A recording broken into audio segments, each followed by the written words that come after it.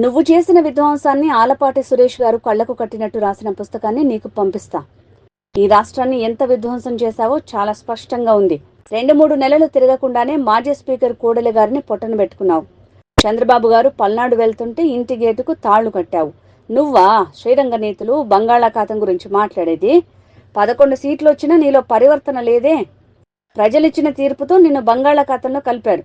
తోట చంద్రయ్య గొంతు కోసావు. అయ్యన్న ఇంటి గోడ కూల్చారు. ఎస్సీ ఎస్టీ బీసీ మైనారిటీ నాయకులు ఇలా అందరిపై కేసులు పెట్టావు. కౌన్సిలర్ రంగన్న ఇంటిని కాల్చేశారు.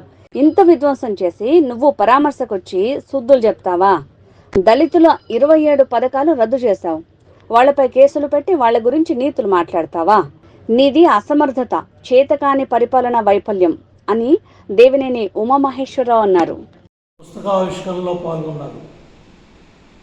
100 రోజుల్లో నీ 125 తప్పులను కూడా ఛార్జ్షీట్ విడుదల చేసింది తెలుగుదేశం పార్టీ. ఆ రోజు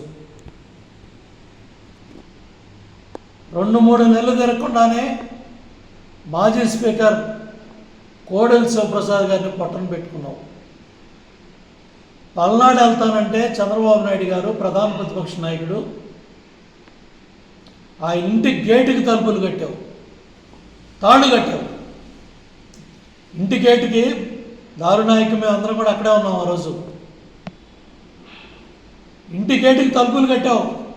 ప్రధాన ప్రతిపక్ష నాయకుడిని పల్నాడు వెళ్ళనివ్వకుండా. నువ్వా శ్రీరంగ నీతులు చెప్పేది? నువ్వా బంగాళాఖాతం గురించి మాట్లాడేది? బుద్ధి ఉండాలి. 151 సీట్లు ఇచ్చారు, మధ్యలో 5 తీసేశారు. 11 సీట్లు వచ్చినా కూడా నీలో పశ్చాత్తాపం కానీ పరివర్తన కానీ నీ మాటల్లో ఎక్కడా కూడా కనపట్ల. బంగాళాఖాతంలో కలుపుతావా? బుద్ధి జ్ఞానం ఉందా? నిన్ను ప్రజలు కలిపేశారు. ఆల్రెడీ నీ పార్టీని భూస్థాపితం చేశారు. అయినా తెలుసుకోకుండా నువ్వు ఎదురుదాడి చేస్తావా? బంగాళాఖాతంలో కలుపుతావు. శాంతి పద్ధతులు ఉన్నాయా? పోలీస్ యంత్రాంగం ఉందా? నేను శుక్రవారం అక్కడికి వెళ్తాను, కాస్త కోస్తో చూడాలని గవర్నర్ గారికి శుద్ధులు చెప్తా ఉన్నాడు. రాష్ట్రపతికి పాలన కావాలి. బుద్ధి ఉందాయా? ప్రభుత్వం వచ్చి పట్టుమని 2 నెలలు ప్రమాణ స్వీకారం చేసి 2 నెలలు కాల, 56 రోజులు పూర్తి కాల, అప్పుడే ఢిల్లీ వెళ్ళి మొన్న మాట్లాడొచ్చావు. అన్ని పత్రికలు మీడియా గడ్డి పెట్టారు, అయినా బుద్ధి రాలా.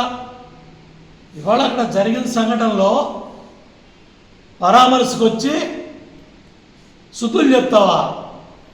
రాష్ట్రాన్ని విధ్వంసం చేసి ఆర్థిక విధ్వంసంలో 12,45,000 కోట్ల ఆర్థిక విధ్వంసం జరిగింది రాష్ట్రంలో.